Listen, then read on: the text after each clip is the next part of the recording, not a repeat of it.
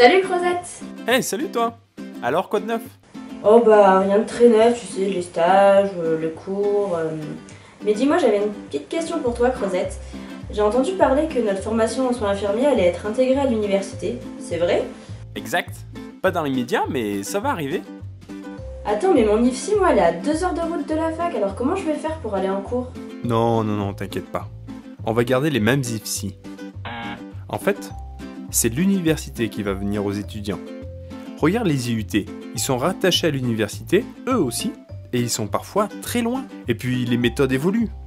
À l'université, ils cherchent un bon compromis entre les cours magistraux et le e-learning. Avec le e-learning, c'est facile d'avoir les mêmes cours, peu importe où les étudiants sont. Mais rassure-toi, ça va pas être des DVD imbuvables, édités il y a 10 ans et jamais remis à jour. Mais les cours devant son ordi, ça ne veut pas du tout dire plus du tout de cours à l'IFSI. Au contraire même, ça implique plus de TD pour reprendre les cours en groupe. Attends, mais ça veut dire qu'il y a que les médecins qui vont nous faire cours? Non, l'objectif n'est pas que les étudiants soient formés uniquement par des médecins, mais avec chacun des professionnels qui se trouvent intéressants pour vous. Par exemple, un psychologue pour la psychologie. L'intérêt, c'est d'avoir des cours adaptés à vos besoins. Et puis, vous allez continuer à avoir des infirmiers enseignants, qui eux auront des niveaux master, et formés à la pédagogie, car c'est tout un art d'enseigner. Ces formateurs reprendront en TD les cours magistraux avec le regard infirmier. Et bien sûr, les travaux pratiques, comme d'habitude. Et puis petit à petit, ce seront des infirmiers qui remplaceront les médecins sur les cours magistraux.